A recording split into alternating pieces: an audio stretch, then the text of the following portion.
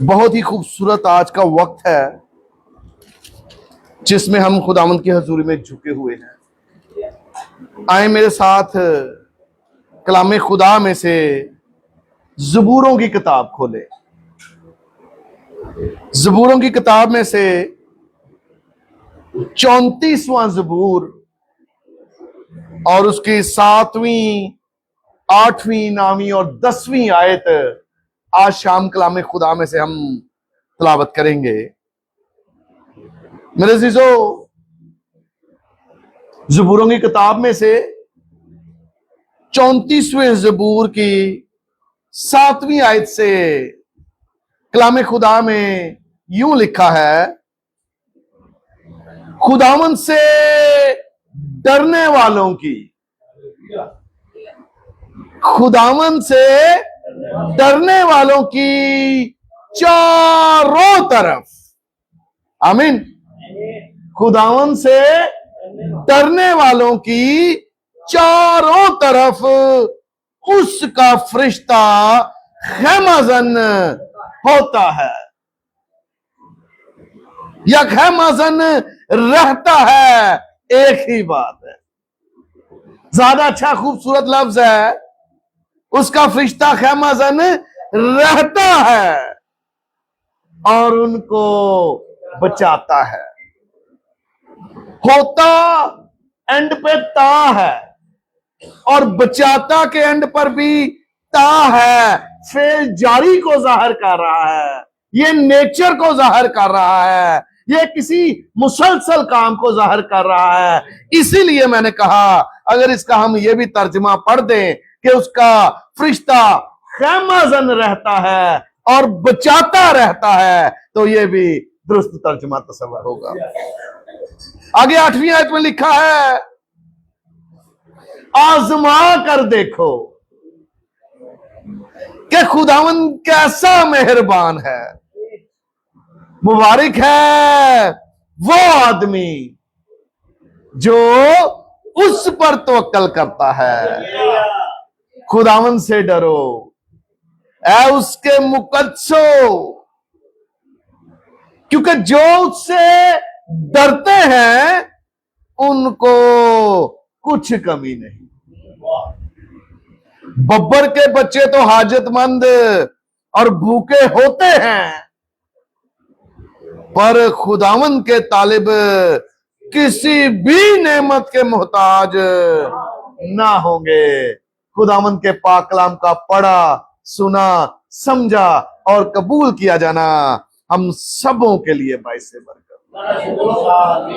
मेरे अजीजों, बड़ी ही खूबसूरत आयात, बड़ा ही खूबसूरत जिंदगी बख्श, कुव्वत और जोर बख्श कलाम है जो खुदावंद ने आज मुझसे और आप सबों से किया। आमीन। सो मेरे अजीजों, इस को जो कलम बंद किया, इन अल्फाज को जिस नबी ने लिखा वो दाऊद नबी था। आमीन।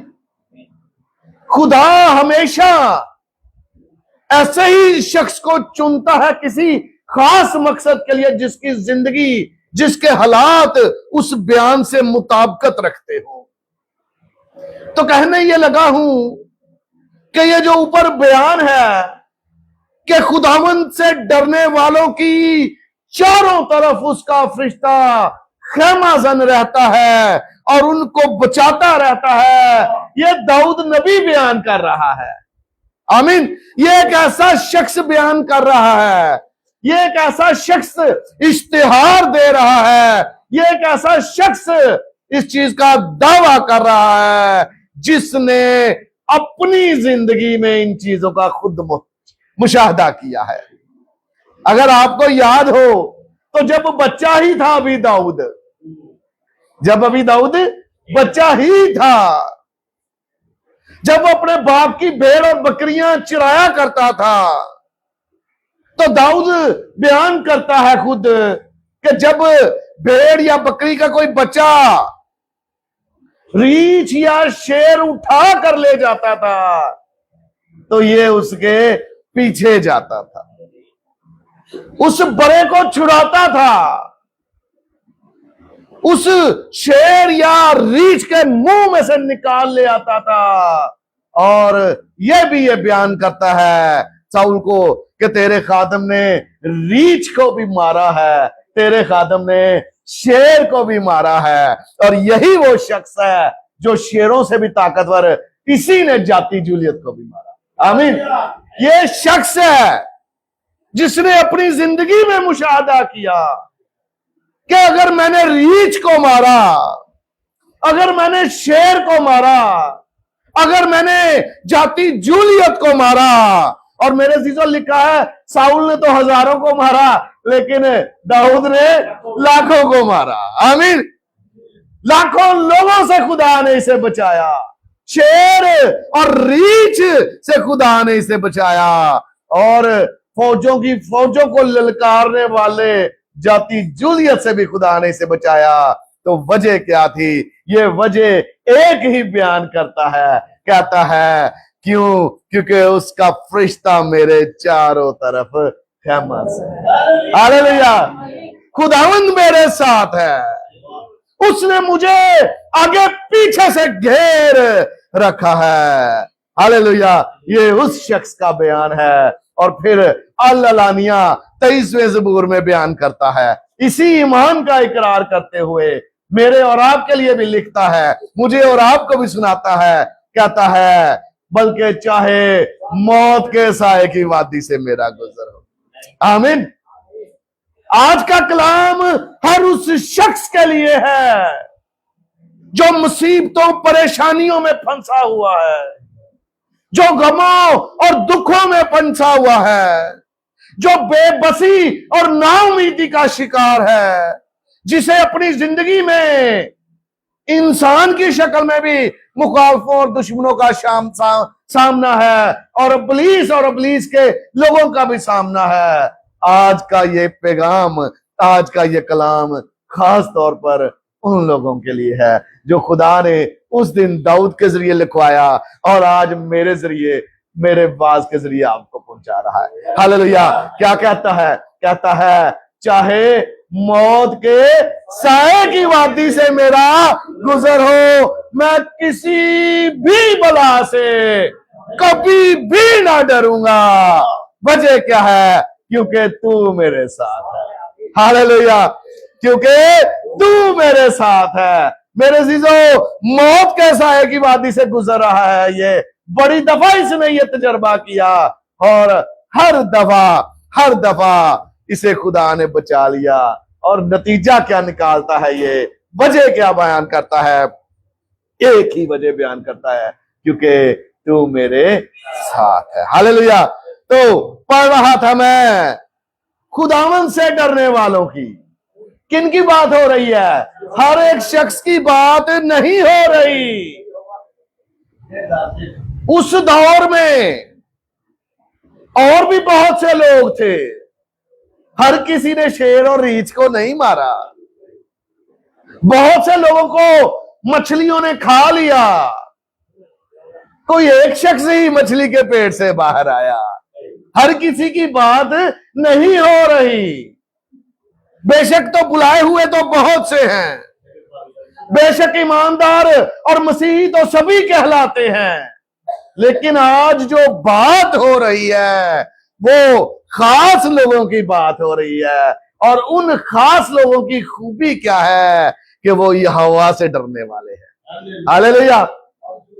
देखिए ना, शुरू ही कहां से हो रहा है? खुदावंद के लिए अब्रानी मतन में यहोवा लिखा है, और यहोवा इसमें मार्फा है। इसमें मार्फा का तर्जमा नहीं होता, इसलिए अच्छा यह है कि हम इसे पढ़े यहोवा से डरने वालों की चारों तरफ। आमीन। किन लोगों की बात हो गई है? यहोवा से डरने वालों की बात हो रही है। मेरे जीजो, आज बहुत से ऐसे लोग हैं, बहुत से ऐसे भी लोग हैं जो अपनी जिंदगी में खुदा से नहीं डरते। जिंदगी तो दूर की बात है, खुदा की हजूरी में आकर भी उससे नहीं डरते। आयत आयत मेरे पास है, मेरे पास खुदा का बयान है। यूसाया पहला बाब और 12वीं आयत में खुदावंद यहोवा खुदा खुद फरमाता है, जब तुम मेरे हजूर आकर, कहां पर जी?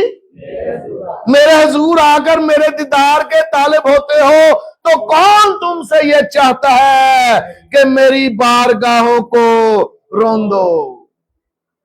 तुम खौफ ही नहीं खाते, तुम डरते ही नहीं कोई बात कहने से। जबकि मेरे जीजो, जबकि जबूरों की किताब के दूसरे जबूर की 11वीं आयत में लिखा है, डरते हुए खुदावंद की इबादत करो। कैसे इबादत करो? डरते हुए। कोई लफ्ज ऐसा हमारे मुंह से ना निकल जाए जो हमें ना मकबूल बना दे, कोई हरकत हमारे से ऐसी ना हो जाए, कोई बात ना आ जाए कि जिसकी वजह से मैं खुदावंद के हुजूर मकबूल ठहरूं। तो जबूर दूसरे में 11वीं आयत में लिखा है, डरते हुए खुदावंद की इबादत करो, कांपते हुए खुशी मनाओ। लेकिन मेरे जीजो, अब बताएं जी, क्या आज इसी तरह हम इबादत करते हैं?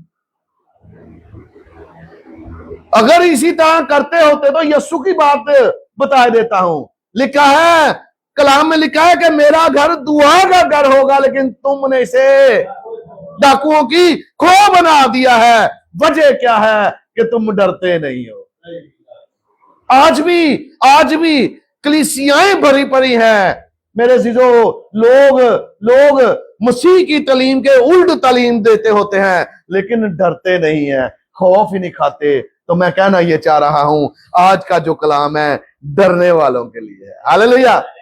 जो नहीं डरते उनकी भी बात होगी, उनको भी दावत मिलेगी, लेकिन पहले बात किनकी है? जो खुदावंद से डरते हैं। मेरे जीजो, लिखा है खुदावंद से डरने वालों की। जी क्लियर हो गया जी?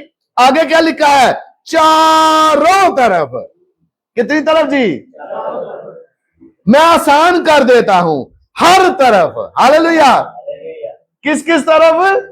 हर तरफ। ये मैंने क्यों कहा कि हर तरफ? इसलिए कि जबूरों की किताब के 139वें जबूर के 6ठी आयत में दाऊद से लिखवाया गया। क्या लिखवाया गया? ये इरफान मेरे लिए नहायत अजीब है। कहता है, ये जो मुकाशफा मुझ पर खुला है, ये जो मुझे इल्म हुआ है, ये तो बड़ा ही अजीब है। और है क्या? ये बहुत बुलंद है, मैं इस तक नहीं पहुंच सकता। और ये मुकाशफा क्या है? ये इरफान क्या है? मेरे जो 5वीं आयत है, लिखा है, तूने मुझे, हालेलुया, किसने? तूने मुझे आगे पीछे से घेर रखा है और तेरा हाथ मुझ पर। आमीन। तो मेरे जीजो, चारों तरफ का क्या मतलब हुआ? चारों तरफ का मतलब हुआ कि आगे पीछे से हर समत में से तूने मुझे घेर रखा है। इसी तरह 139वें ज़बूर की 18वीं आयत में कहता है, मैं जाग उठते ही तुझे अपने साथ पाता। तो जब ये सो रहा था, फिर यहोवा कहां था? उस वक्त भी साथ था। हालेलुया। आंख खुली तो वो पास, तो जब आंख बंद थी उस टाइम भी। इसीलिए कहता, तूने मुझे आगे पीछे से घेर रखा है। मेरे जीजो, यूसाया में लिखा है, क्या ये मुमकिन है? क्या ये मुमकिन है को कोई माँ अपने शीरखार बच्चे को भूल जाए और अपने रहम के फर्जंद पर तरस ना खाए? हाँ, वो तो शायद भूल जाए, पर मैं तुझे, क्या कहता है? मैं तुझे, ये जो लफ्ज है ना, अब पुरानी जुबान में यहां पर लिखा है लो, कहता मैं तुझे कभी भी नहीं भूलूंगा। हालेलुया। मैं तुझे, किस किस को कह रहा है? मुझे कह रहा है, आपको कह रहा है, हर एक को कह रहा है, मैं तुझे कभी भी ना भूलूंगा। वजह क्या है? दलील क्या है? दलील देता है और कहता है, देख मैंने तेरी सूरत, हालेलुया, मैंने तेरी सूरत अपनी हथेली पर नहीं, हथेलियों पर खोद रखी है। आमीन। मैंने तेरी सूरत, मेरे जीजो, जब भी मैंने बड़ी दफा बयान किया है कि इंसान सारे दिन में अपने सारे बदन में से कौन से अज़ा को सबसे ज्यादा देखता है? अपने हाथों को। तो इंसान चूंकि खुदा की सूरत पे है, तो इसका मतलब है खुदा की नजर भी हर वक्त आप पर है, अपनी हथेलियों पर है। कहता है तेरी शहर पनाह मेरे सामने है। हालेलुया। खुदावन का फरिश्ता, हालेलुया, किन के गिर्द? जो उससे डरते हैं। फरिश्ता क्या करता है? फरिश्ता दो काम करता है। आमीन। फरिश्ते ने कितने काम किए? फरिश्ता दो काम करता है। पहला काम क्या है? उनके गिर्द खैमा जन रहता है। खुदावन से डरने वालों की चारों तरफ उसका फरिश्ता खैमा जन रहता है। खाना लिखा है इब्रानी जुबान में, जिसका मतलब है उस तरफ मुतवज्जो रहता है, उस तरफ झुका रहता है। अपने कान, अपना जहन, अपनी सोचें, अपने ख्याल, अपनी नजरें आप पर जमाए रखता है। आमीन, हालेलुया। आपके गिर्द खैमा डालकर इस तरह से, और ये जो लफ्ज खुदावंद का फरिश्ता है मेरे जीजो, ये कई जगहों पर यहोवा पाक खुदा ने अपने लिए भी इस्तेमाल किया है। क्यों? क्योंकि दाऊद क्या कहता है? दाऊद सुनिएगा, दाऊद कहता है मैं जाग उठते ही तुझे अपने, फिर क्या कहता? तूने मुझे आगे पीछे से। तो ये जो फरिश्ता है ये फिर कौन हुआ? ये यहोवा पाक खुदा ही हुआ। हालेलुया। तो क्या करता है? दो काम करता है। ख़ैमा जन रहता है, आपको चारों तरफ से घेरे रहता है। और दूसरा काम क्या करता है? और उनको बचाता है। हालेलुया। उनको क्या करता है? उनको बचाता है। खालाटस लिखा है इब्रानी जुबान में, और उसका मतलब है उनको बचा लेता है, उनको निकाल कर ले आता है। हालेलुया। उनको खींच कर बाहर निकाल लेता है। क्या करता है जी? बचाता है। किस तरह से बचाता है? मैंने आपको बयान कर दिया।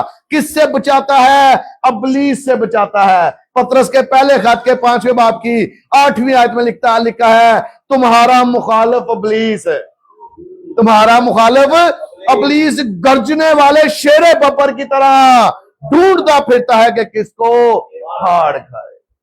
मेरे जीजो, ये हमको बचाता है, ये हमको निकाल ले आता है। अगर आपको याद हो, अगर आपको याद हो, बनी इस्राएल कौम को याद कर ले, गुलामी में से निकाल ले आए।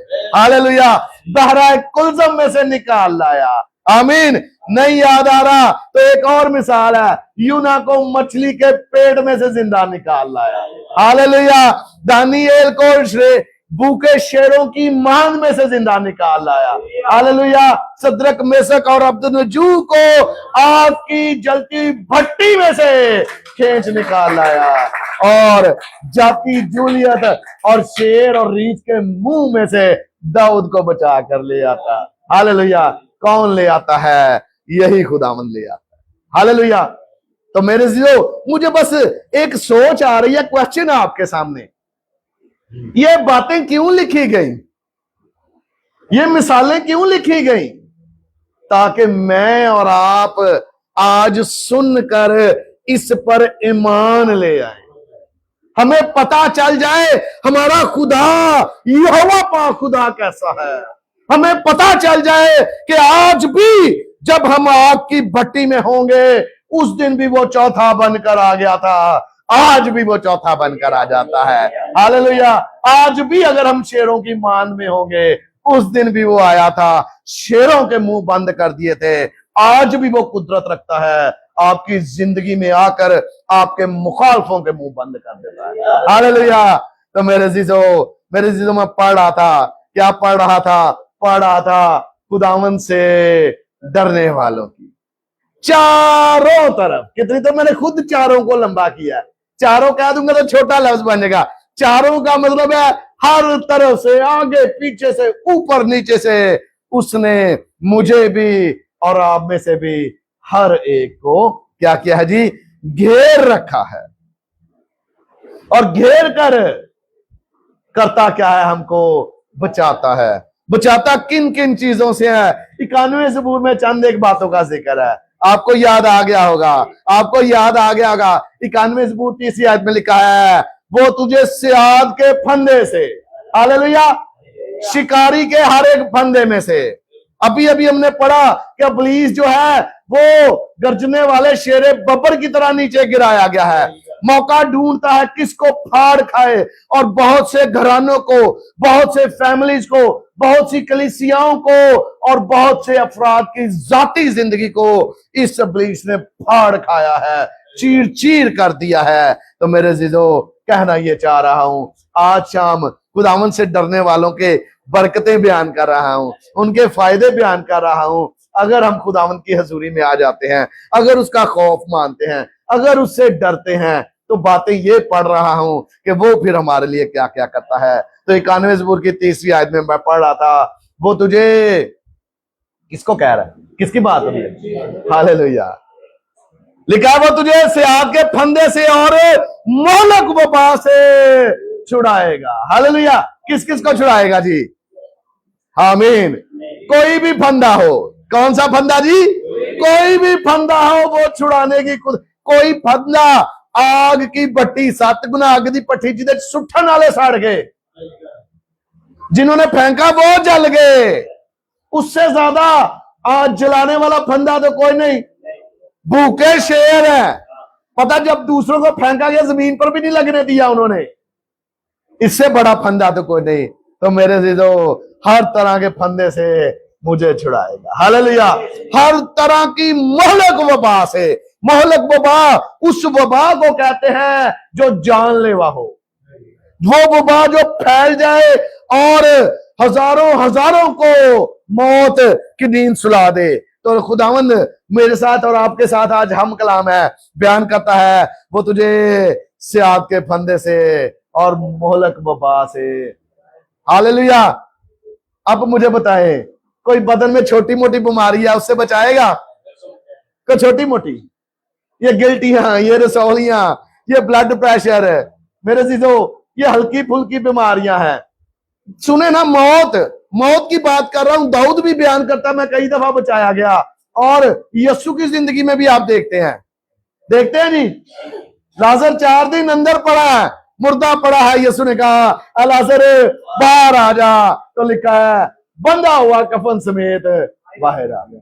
कोई चीज नहीं रोक सकी उससे, कोई बंधन, मौत का बंधन भी उसे नहीं रोक सका। क्यों? कि जिंदगी के मालिक ने, खुदावंदों के खुदा ने, बादशाहों के बादशाह ने उसे कहा था आ जा। Hallelujah, hallelujah. तो मेरे जीजो, आज मेरे और आपके लिए भी यही पैगाम है। लिखा है हर तरह की वबा से बचाएगा, तुझ पर कोई भी आफत नहीं आएगी। आमीन। कोई भी वबा तेरे खेमे के नजदीक भी नहीं पहुंचेगी। हालेलुया। याद करो, मिस्रियां ते किंज किंज दियां वबावां आईयां, आफत आईयां, बनी इसराइल को आईयां। वजह की सी? वजह क्या थी? बनी इसराइल पे आफतें क्यों नहीं आई? और पता आखिरी आफत क्या थी? जब उनके पलोठे मारे गए। यही नहीं, अंदर नहीं आई मौत का फरिश्ता अंदर नहीं आया। वजह क्या थी? याद करें, बड़े का खून लगा था। हालेलुया। जो हक ताला के पर्दे में रहता है। आमीन, आमीन। आपके माथों पर किसका खून है? बड़े का खून। आप किस खून में डूबे हैं? बड़े के खून में डूब जाए। हालेलुया। कोई भी वो बात तेरे खेमे के नजदीक नहीं आएगी। सबूत मैंने बयान कर दिया। आमीन। आगे पढ़ता हूं। तेरे आसपास 1000 गिर जाएंगे और तेरे दाहिने हाथ की तरफ 10,000, लेकिन तेरे नजदीक नहीं आए। पूरी दुनिया मर जाए तो मर जाए, तुझे कुछ नहीं होगा। यकीन नहीं आंदा ते नूह दे घराने नूं वेख लो। हालेलुया। नूह और नूह के घराने को देख ले, नूह और नूह के बेटे बेटियों को देख ले। मेरे जीजो, कोई भी वबा जो है उसके नजदीक नहीं आ पाई। हालेलुया। आगे पढ़ते हैं जी, इसी ज़बूर के 8वीं आयत। आजमा कर देखो। हालेलुया। क्या करो जी? अब दाऊद ने अपनी जिंदगी में तो आजमाया, दाऊद ने अपनी जिंदगी में तो तजर्बा किया। अब वो किन लोगों को कह रहा है? जिन्होंने तजर्बा नहीं किया। आमीन। अब मैंने कहा था ना, जिनको ये तजर्बा नहीं हुआ उनकी बात भी होगी। तो क्या कहता है? आजमा कर देखो। क्या करो जी? आजमा कर देखो कि खुदावंद कैसा मेहरबान है। खुदावंद वहां पे तौब लिखा है पुरानी जुबान में। खुदावंद कैसा भला है, खुदावंद कैसा रहीम है। आजमा कर तो देखो वो कितना प्यार करने वाला है। कभी आजमा कर तो देखो वो कितना फजल करने वाला है, कितना रहम करने वाला है, कितना भला करने वाला है। कभी क्या करो? आजमा कर तो देखो। लिखा है मुबारक है वो आदमी, हालेलुया, जो उस पर तवक्कुल। और अब 9वीं आयत में नसीहत है, खुदावन से डरो। क्या लिखा है जी? ऐ उसके मुकद्दसों, क्योंकि जो उससे डरते हैं। किनकी बात हो रही है? सबकी बात हो रही है। जो अब चूंकि वक्त 9:30 हो गया, मैं चाह रहा हूं वाइंड अप कर दूं। मैं से जो क्या करते हैं? जो उससे डरते हैं उनको। आगे आप पढ़ेंगे ऊंची आवाज में, जो उससे डरते हैं उनको। हाँ जी, कौन सी कमी? कुछ भी कमी नहीं। हालेलुया। और दलील क्या है? कहता है बब्बर के बच्चे तो भूखे और हाजतमंद रहेंगे। सही। हालांकि शेर है, जंगल का बादशाह, ताकतवर है, तो कहता बब्बर के बच्चे तो हाजतमंद और भूखे हो सकते हैं, रह सकते हैं, पर लेकिन यहोवा के तालब। आमीन। किनकी बात हो रही है? हमारी बात हो रही है। हम उसके तालब है ना, खुदावंद के तालब किसी भी नेमत के। आमीन। फिर वही बात आ गया, ना के लिए पुरानी लफ्ज लॉ लिखा है, जिसका मतलब है कभी भी मोहताज नहीं होंगे। आमीन। खुदावंद के तालब। हाँ जी। क्यों फिक्र पड़ी है? क्या खाएंगे, क्या पिएंगे, क्या पहनेंगे? ये आयत कहती है बब्बर के बच्चे तो हाजतमंद और भूखे होते हैं। नहीं यकीन आता, सारपत की बेवा को देख लो। हालेलुया। हुई जी मोहताज? नहीं हुई। एलिया जब कुरैत के नाले पर गया, हुआ मोहताज? नहीं हुआ। मसीह के साथ चलने वाली जो भीड़ थी, हाँ जी, हजारों हजार भीड़, चंद रोटियों से सबको शेर कर दिया। हालेलुया। बनी इस्राएल कौम बियाबान में मुहताज हुए? नहीं हुए। तो आज आप बियाबान में तो नहीं, शहरों में रहते हैं। आमीन। तो लिखा है किसी भी नेमत के मोहताज ना होंगे। हालेलुया। मेरे जीजो, आज शाम खुदा का खादम होते हुए आपको बड़े वाज़ेह अंदाज में, बड़े वाज़ेह अल्फाज में कह रहा हूं, एक ही बात है, खुदावंद के खौफ में जिंदगी गुजारे। हालेलुया। हर वक्त खुदावंद से डरे, खुदावंद से डरते हुए अपनी जिंदगी का सफर मुकम्मल करें। और अगला वादा उसका है। वो वादा क्या है? उतर आएगा आपके पास। हालेलुया। आसमानों को छोड़कर आपके पास उतर आएगा, और उतर आ चुका है। क्यों? क्योंकि लिखा है, क्या तुम नहीं जानते तुम्हारे बदन पाक रूह का? हालेलुया। मसीह का रूह तुम में बसा हुआ है। मेरे जीजो, आज से अपनी जिंदगी में एक बात बिठा ले, कोई भी मुसीबत आपका सामना नहीं कर सकती। हालेलुया। कोई भी परेशानी, कोई भी दुख, कोई भी तकलीफ, कोई भी बंधन, कोई भी जुआ, किसी भी तरह का इब्लीसी मंसूबा, किसी भी तरह का इब्लीस का कोई भी इल्म आपके खिलाफ काम नहीं कर सकेगा। कब? जब आप उसमें यहोवा में होंगे। हालेलुया। वो खुद आपको इस तरह से अपने हाथों में पना देगा। खुदावंद आज के कलाम के वसीला से मुझे भी और आपको भी बड़ी कसरत की बरकत दे। खुदावंद आपके साथ है।